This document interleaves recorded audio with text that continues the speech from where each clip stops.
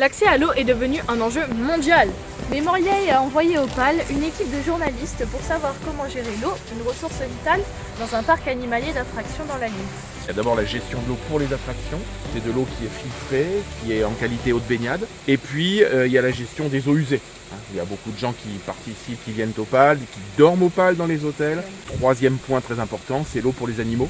On accueille près de 1000 animaux au PAL. Est-ce qu'un parc animalier et d'attractions, quand on manque d'eau, est utile ?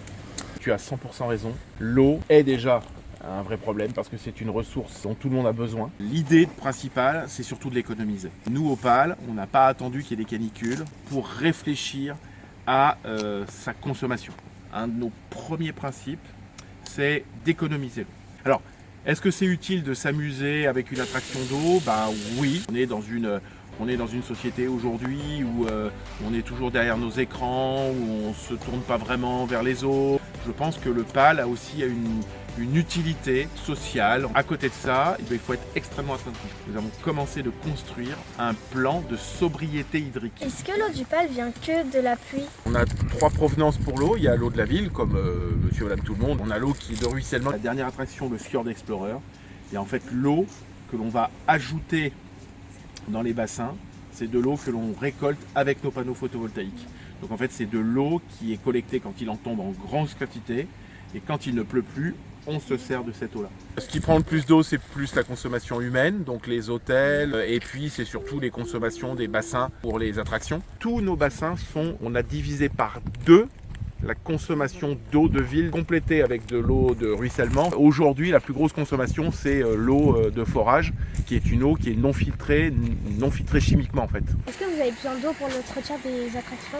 Alors oui, quand les bateaux arrivent, en fait ça projette de l'eau partout. C'est un peu d'évaporation, plus l'eau qui est projetée sur les gens. Donc ça veut dire qu'on est obligé de re-remplir de temps en temps ce bassin. On a créé une immense cuve qui fait plus de 400 m3. Et donc en fait l'eau, elle arrive de l'autre côté des parkings et elle est stockée ici dans cette cuve. On pompe l'eau dans cette cuve pour l'amener au niveau du bassin du Fjord Explorer. Et quand on n'en a pas besoin, il y a un débord en fait, si tu veux. L'eau, elle continue sa route et descend dans l'étang qui est là-bas en contrebas. Cette cuve, elle est alimentée par l'eau de ruissellement que l'on récupère sur les panneaux photovoltaïques. Comme ce sont des toits, on peut récupérer de l'eau. Et ensuite, elle est collectée dans un immense bassin par un système de tuyaux et de pompes vient alimenter cette deuxième cuve. On se détend de manière raisonnable et raisonnée. L'eau, en fait, elle va aller disparaître là-bas sous ce petit pont et elle va rentrer dans un système de filtration. Il y a un bassin dans lequel est l'eau. C'est très végétalisé.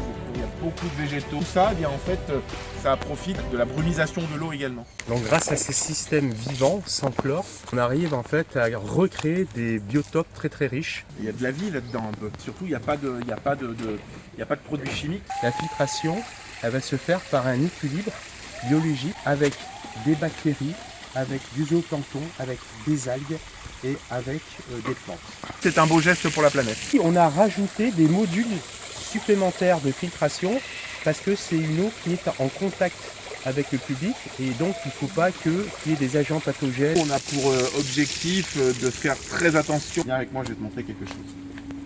La composition de cette urinoir, c'est une matière ultra lisse où les liquides glissent en fait. Et donc en fait le pipi va couler et en fait il n'y a pas besoin d'eau pour le pousser. Un urinoir comme ça, il peut économiser aux alentours de 100 000 litres d'eau. On fabrique nos propres conduites d'entretien à partir d'ozone qui permet de nettoyer. Grâce à ce système-là, on économise énormément d'eau parce qu'il n'y a pas besoin de rincer. Deuxième point, on ne met pas de produits chimiques.